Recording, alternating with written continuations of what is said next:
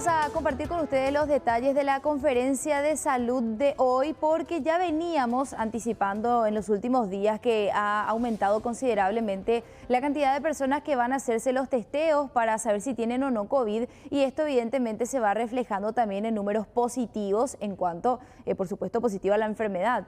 En una semana dicen más de 1000 casos, un repunte muy grande, importante, y hacen un especial hincapié en el tema de vacunación. Hay muchísima gente que no ha completado siquiera 2 dosis, ni hablar de la tercera, y para los que ya estén habilitados, hayan pasado más de 4 meses desde la tercera dosis, pueden ya acceder sin ningún problema a la cuarta dosis. En lo particular, por ejemplo, yo aproveché hoy para hacerlo, entonces ya enfrentar con carga inmunitaria más grande una posible infección de COVID. Vamos a escuchar lo que decía la doctora Ojeda al respecto. Decía que es considerable el aumento y mostraba incluso algunas gráficas que acompañan estos números. Desde el lunes hasta la fecha hemos superado, vamos a superar ya más ese número que está ahí, a 3000 casos, o sea que tenemos 1000 casos más que la semana anterior. Siguiente. Vemos un poco justamente cómo está la transmisión comunitaria en el país, y lo que vemos es que en nuestras regiones sanitarias hay un nivel de transmisión muy alta, en Asunción principalmente, y en el área metropolitana. También vemos que Misiones es otro de los departamentos que tienen una transmisión comunitaria importante.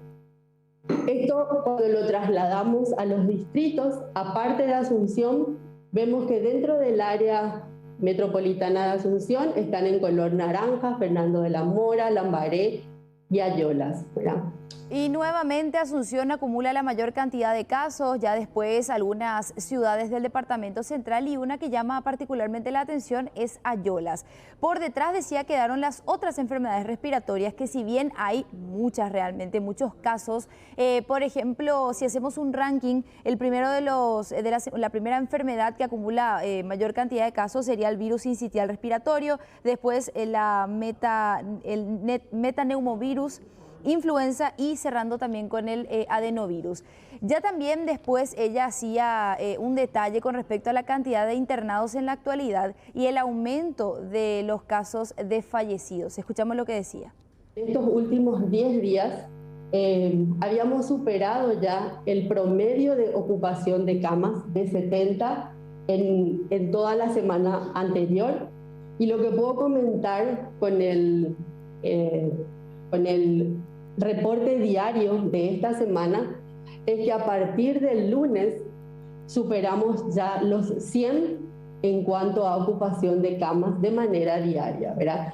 En el día de ayer estábamos con 120 ocupación en los servicios de salud.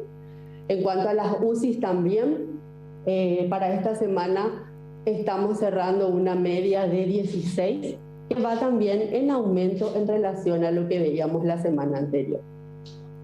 En cuanto a los fallecidos, en estas últimas 8 semanas hay más de 30 fallecidos, y también se observa, como veníamos teniendo de manera diaria, 1, 2, 3 era el número o la cantidad de fallecidos por día, y vemos también cómo esto ha aumentado en las últimas 2 semanas con un registro de un 70% aproximadamente de aumento.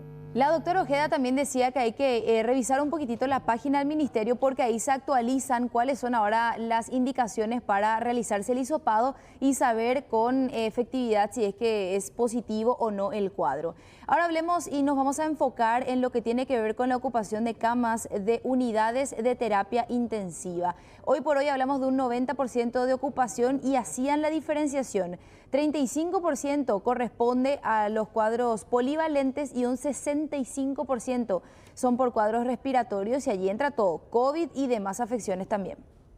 No tenemos ninguna lista de espera, no tenemos pacientes esperando camas para esperando ser trasladados a terapia intensiva en este momento. El servicio de referencia y contrarreferencia en este momento es el 141, y tenemos un promedio muy bajo de solicitud de traslado en este momento, por lo menos en el sector de adultos. El sector de pediatría y el sector de neonatología sí tenemos un número alto de pedidos de camas por día, pero tampoco tenemos pacientes en espera, están siendo derivados efectivamente y oportunamente a los sectores de salud que requieren. Actualmente la división entre pacientes polivalentes y respiratorios está en una relación de aproximadamente 35% para los pacientes polivalentes y el 65% de ellos son pacientes respiratorios. Es importante destacar, y así como se vieron las estadísticas presentadas por los demás compañeros, que existen otros virus respiratorios que están en un aumento muy importante en este momento, como el metaneumovirus, el virus sincicial respiratorio y las neumonías bacterianas, que también llevan a la internación por sobre todo de pacientes jóvenes en unidades de terapia intensiva. Y estos son los pacientes que están teniendo esta cifra alta de ocupación en terapia intensiva del 90% aproximadamente al día de hoy.